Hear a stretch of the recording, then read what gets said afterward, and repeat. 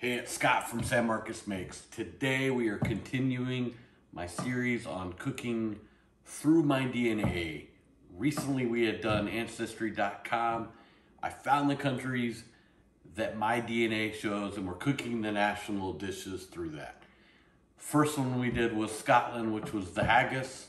Next one was the England with chicken tikka masala. Third is Ireland. Ireland is my third most DNA traits at 12%. So not a lot, but enough. So I'm a little bit Irish. So we are making the national dish of Ireland. It's actually the first one I actually still have a shirt for. Old rugby shirt. But we're going to be making Irish stew. And we're actually even going to go take that one step further. We're going to use beef. Definitely could use beef. Or you could use lamb. We're going to use beef. And it's hard to think about Ireland without thinking about one product, which is the old Guinness. So I'm going to be making a Guinness beef stew. Let's see how it's made. All right, so very quickly, I do want to talk about ingredients real quick. As always, best ingredients you can afford. So I'm going to use a thick cut bacon. I'm not going to need the whole package, but we'll use this for some fat. Let's talk about meat. So you could definitely use stew meat. Better options, much more affordable. Get a chuck roast. Chuck roast, cut this up 2-inch pieces. We're gonna brown it, sear it, be the best stew meat you can ever get because we want some of that fat. That's good seasoning. We need good quality garlic, celery, carrots, 2 onions, good quality beef stock, tomato paste, thyme. Of course you need the thyme. And most importantly in this one, we need the Guinness. You need 2 of these. You need 1 for the stew and 1 for yourself to drink. Last ingredient that you'll need to make, you gotta have something to serve it with. In any beef stew, Irish stew, you've got to have potatoes. So I'm going to make a green onion mashed potato to go underneath, kind of around the beef stew. Let's get started. All right, so I got a cast iron skillet heating up. So I'm going to cook some things here. And then ultimately I'm going to transfer everything as I'm cooking it into my stew pot. So the first thing is to get about 1/2 pound of bacon. Got about 1/2 pound of bacon and get it in an iron skillet. Brown that off, but save the fat. That's what we're gonna cook the vegetables in, plus brown the meat in. So let's do that now. Bacon is done. You wanna turn the heat off. So you want that crispy bacon. We're gonna get the bacon now out of the pan, but we wanna save the grease, because that's what we're gonna cook our meat in. Make sure though you have enough. If for some reason you didn't have enough oil, at least 1 to 2 tablespoons, you'd wanna add the vegetable oil. But let's get the meat in there. Turn your heat to high, and we want to sear the meat. So I created 1 to 2 inch chunks of meat from the beef chunk, or the beef chuck, and then very, very heavy seasoned with salt and pepper. When your pan is up to temperature, you'll hear that sizzle. That's what you're looking for, but you want to brown, caramelize, get those brown bits into your pot, and then we'll deglaze it with some vegetables. But for now, we just want to get this in. It may take a couple batches. If it does, it's not a big deal. Don't crowd your meat. Don't boil the meat. Get a good sear on the meat. So each side, you want to go about 2 to 3 minutes.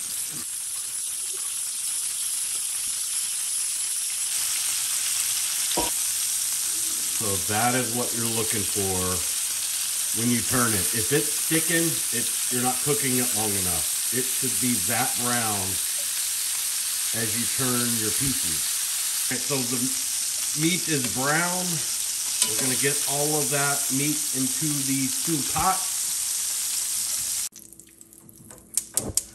All right, so medium heat. We have the brown bits from the bacon, brown bits of the meat.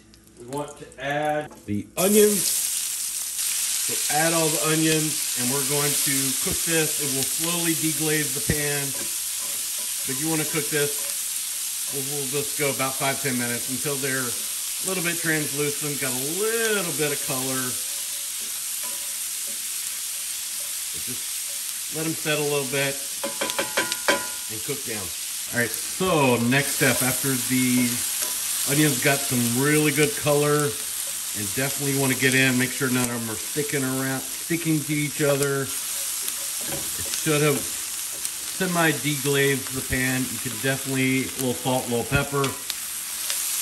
Next, we want to add our garlic. I added about 4 to 5 cloves. Add as many as you like. You like a lot of garlic? I do. I probably should have added about 20, but I didn't. 4 to 5. We'll let this cook just for about 30 seconds. All right, after that garlic has sauteed for a minute, it is time to crack open the Guinness. See if we can get a good shot. Not too well. Got more in my hand than anything. All right, we're gonna use the Guinness to deglaze the pan. And if you're like me and this is your only can, make sure you save some for yourself.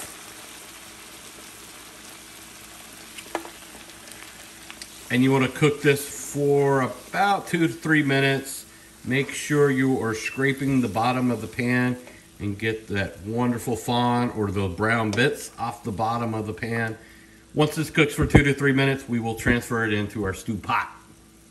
All right, now we're going to take our Guinness and onions and garlic, pour it directly over our meat. Make sure we get all of that yumminess of that onion cooked in the Guinness. Heard somebody say this doesn't smell good. I will disagree. They must not like Guinness. To me, it smells wonderful. But you want to get this stirred in, and we'll add the rest of the vegetables. All right, so let's add these other ingredients. First, gonna add a 1/4 cup of tomato paste. We'll add the thyme, fresh thyme. Add some carrots and celery. Gonna add fresh black pepper. As much as you like. You probably don't need salt right now because we heavily salted the meat and the onions when they were cooking. We also want to add about a tablespoon of sugar to kind of offset that bitterness of the beer. All right, bring this up to high heat. And we want to add beef stock, chicken stock, vegetable stock, whatever you got. Had to, you could even just use water, but it's definitely gonna taste better with some stock. I'm using store-bought, but you definitely, if you have homemade, use that. But you don't wanna cover it, just right up to the edge of it. We wanna bring this up to a boil, and then we will reduce and simmer for a couple hours. But let's get it up to boil. All right, after you got this stew up to nice little boil, we want to reduce to low, just to where there's a simmer and you're getting slight bubbles kind of around the edge. Then we're gonna cover this. We're gonna cook for 2 hours or until that meat is just falling apart, easily poked with a fork. Definitely, as you are cooking, take the lid off, give it a good stir. If you get any traces of oil, you can skim that off. And just cook it for about 2 hours, and then we'll check it. So we've been cooking for about 2 hours. We want to make sure that the meat is fork tender. Just grab a piece, just make sure it separates just like that. So that meat is really good. Very good and tender. So we want to return our heat to about medium high. We're not gonna put any flour to thicken this. We're gonna let the sauce thicken itself. So high heat now, well, medium high heat, reduce it down 15 to 20 minutes. The sauce will thicken. All right, it is cooled down. The last things we need to do is get rid of the thyme. So that's why we did not remove them. We can easily just pull the thyme out. All right, let's get this plated up. Good stew meat. So this is, I'm just placing it right on top. Some nice mashed potatoes. All right, let's see how this Irish stew with a little Guinness taste. The flavor is so deep with the Guinness. It's really, really good. I could definitely see why this would be Ireland's native dish.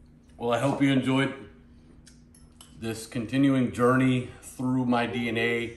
The next stop, it's already been recorded, but it's Norway. We will be doing Norway as the next country. Hey, thanks for watching, and please remember, okra don't go on gumbo, beans don't go on chili, and it's okay to put pineapple on pizza.